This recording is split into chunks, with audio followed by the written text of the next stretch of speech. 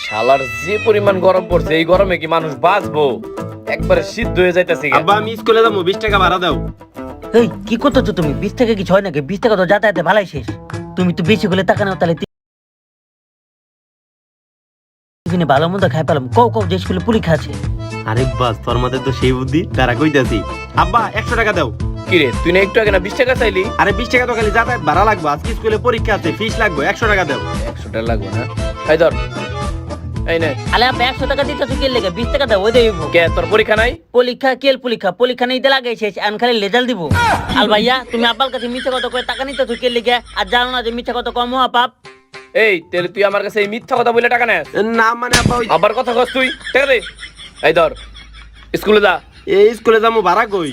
তুই প্রতিদিন আমার কাছে মিথ্যা বলে টাকা নিছিস। তুই 5 দিন স্কুলে আইতে যাবি, তোর টাকা অনেক দিছি। যা স্কুলে যা। ইত্যাদি ইত্যাদি ইত্যাদি। আলে কি না দিচ্ছে দাদি? আলি মিথ্যা কথা কয়।